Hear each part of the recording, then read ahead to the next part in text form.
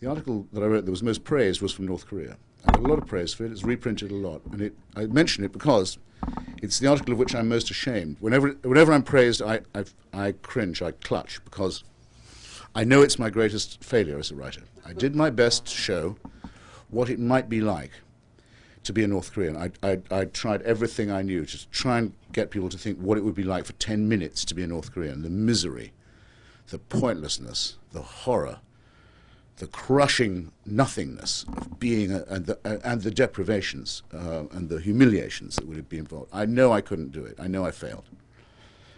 But it taught me one thing.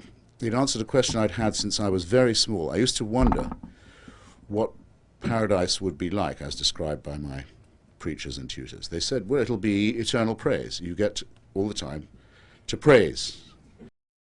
Chant the word of the Guru's Shabad and earn the true profit.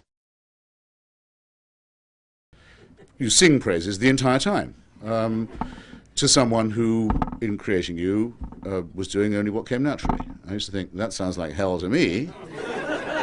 But I used to think also, but fortunately, a bit like hell, I couldn't quite imagine it. Now I can. Now I've been to a state where that's the case. Now I've been to where eternal praise is mandatory. Now I've seen a state. It has a dear leader and a great leader, as probably you know. The great leader, the dear leader, as perhaps you don't know, is not in fact the president of North Korea. He's only the head of the party and of the armed forces. His late father is still the president. Your name is the fearless Lord. Chanting your name, one does not have to go to hell. And that's what you have to praise from dawn till dusk. So now I know what it would be like. But there's this one exception. You can get out of North Korea. You can die. And it's over. You can't do that with monotheism. They've only just started with you. Well, you laugh. I'm trying to make you cry, and you laugh. Imagine how I feel. Through the Guru's system, the door of salvation is obtained. Serving the true Guru, one's family is saved. There is no salvation for those who have no Guru. Thus I make my central, what I think is my central point. Religion is not just untrue and an obvious man-made falsification. I think there's no one who doesn't essentially know that. But there are many people, many atheists, who say they can't believe it, but they wish they could. It would be nice to believe it. No, it wouldn't.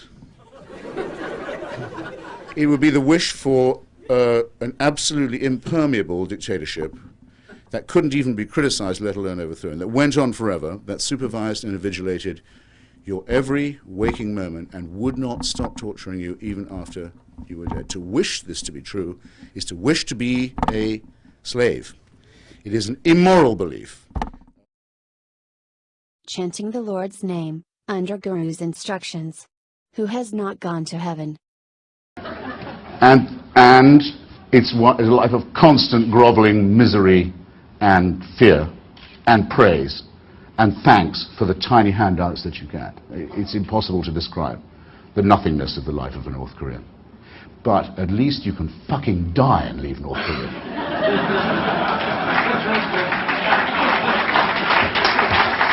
And with religious totalitarianism, there is no escape. It is absolute, it's complete, it's utter, it's horrifying. Now, I say freely, non serviam. I don't want that, and I don't respect anyone who does. So if they could prove it was true, I'd say you have all your work still ahead of you. But what a good thing it is that there's no evidence at all for such an obscene proposition. There.